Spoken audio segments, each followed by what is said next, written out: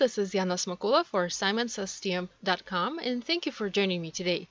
In this video, I'll show you one of the easier ways to create beautiful and clean galaxy background using Simon's Seeing Stars stamp set, white pigment ink pad, and blue cardstock, and also a couple of distress ink pads.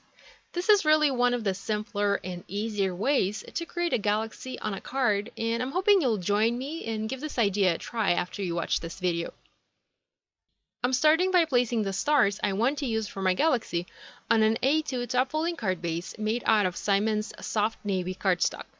Now both the cardstock and the stamp set that I'm using today come in August 2016 card kit, but you can also get these items individually if you'd like. So I have my sentiment, it's a two-part sentiment, and I also have a few stars that look like constellations. These are very beautiful and truly are perfect for a galaxy background. My sentiment reads, "I miss you, though we're far apart, we're sleeping under the same stars." I think it's very romantic. Now, this stamp set has several sentiments like this, plus it also features a few solid star stamps that are always great to use as little fillers on any project. Here's another card I made using this same stamp set, but slightly different approach and slightly different supplies. I heat embossed my sentiment in the center and then added a lot of stars around it to fill in the background.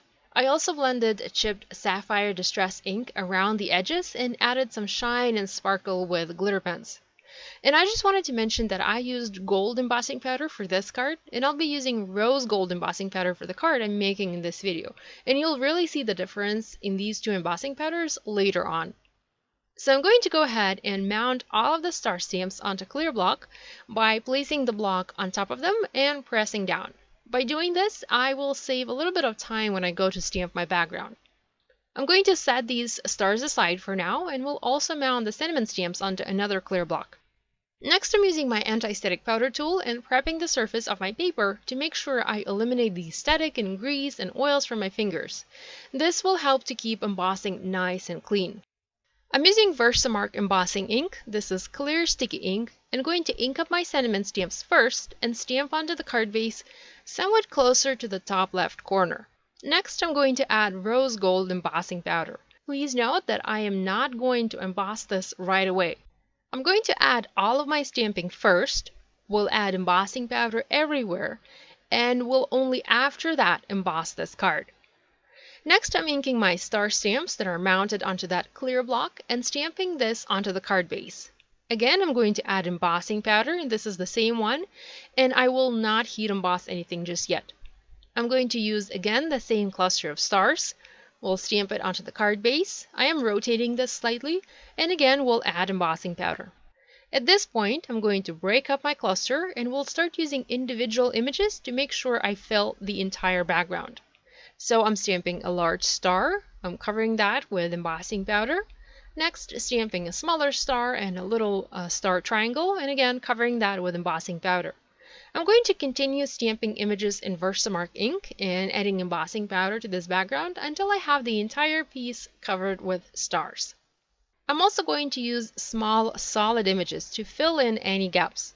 Once I have my entire background stamped and covered with rose gold embossing powder from Simon's Stamp, I'm going to heat emboss it with my heat tool. By heat embossing it all at once, I'm minimizing the amount of heat I'm adding here, and therefore I am minimizing the amount of warping I will have.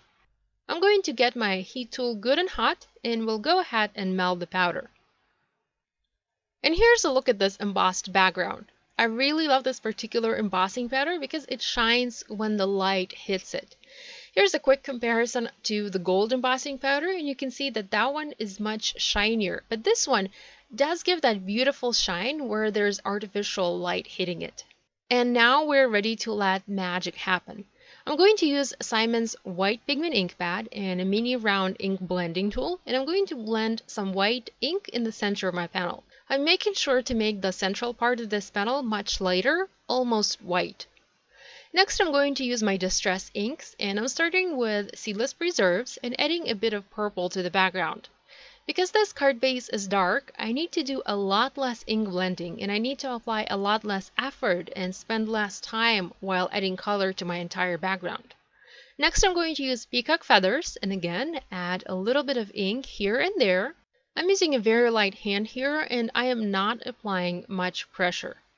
I'm also not tapping any ink off to the side. Because this card base is so dark, there's no need for that.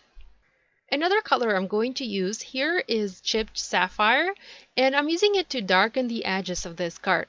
You can also use black soot for this, or use both colors if you like.